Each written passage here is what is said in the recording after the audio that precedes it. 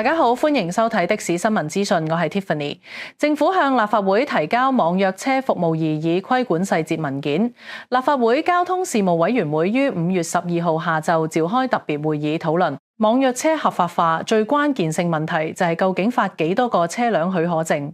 運輸及物流局喺舊年10月中法例通過至今7個月，仍然未能交出實際數字。預料要到今年第4季死線推行前先至會有答案。雖然政府未有提及準確嘅發牌數目，但係證券預料至少發出1萬至15000個。有的士司機憂慮會被搶飯碗，擔心發牌後生意大跌。更透露行內有唔少人蝕本賣車，亦都有市民認為有助提升服務質素，有競爭先有進步。不過喺政府嘅考量當中，不得不顧及數萬名的士司機，大部分嚟自基層呢個現實。有佢哋背後要支撐嘅家庭，要避免大大影響佢哋嘅收入，否則又會造成另一個問題。的士同網約車各有唔同優勢同定位，政府既兩者可以共存互補，規管網約車可促進兩者嘅良性競爭，而不欲出現惡性競爭內卷情況。喺法例中列明禁止網約車平台割喉式減價，平台亦需提供車費資料予政府。香港作為國際大都會，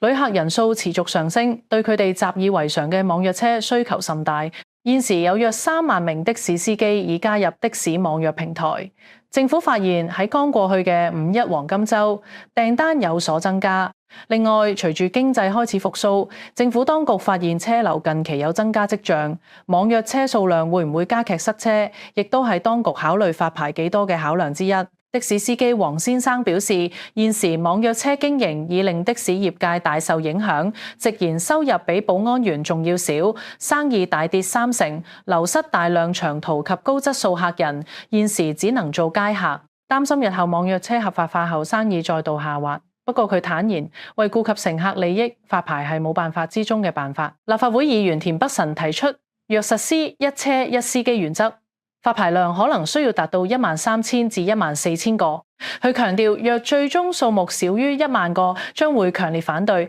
並要求政府每半年檢討一次發牌數量，以應對市場變化。智慧交通聯盟理事長張欣宇喺社交平台發文，指聯盟認為首階段發牌數量應設定為20500個，令活躍網約車唔少於15000架。網約車平台 Uber 發言人表示，該公司對社會有關網約車牌照配額嘅主流意見深表關注，認為倘配額設定為1萬至15000，將難以應付香港市民及旅客現時嘅需求，並可能大幅影響本地居民同埋遊客使用網約車服務嘅體驗。相反，立法會交通事務委員會主席陳恒鑌就持保守建議初期需穩陣啲推行，亦需顧及生態，如一下子發出太多牌照，或導致行業內卷。陳恒鑌認為起步階段嘅發牌車輛總數應定喺1萬架以下，具體建議數字約為7000至8000架，總量上限唔應該超過現有的士數量。陳恒鑌認為係咪需要過萬架先觀察初期運作環境，再決定係咪逐步增加配額。對於網約車平台 Uber 表示，若僅批出1萬個牌照配額，有可能導致繁忙時間 call 10次車會有4次失敗，候車時間亦可能增至現時2倍，車費更有機會上漲70%。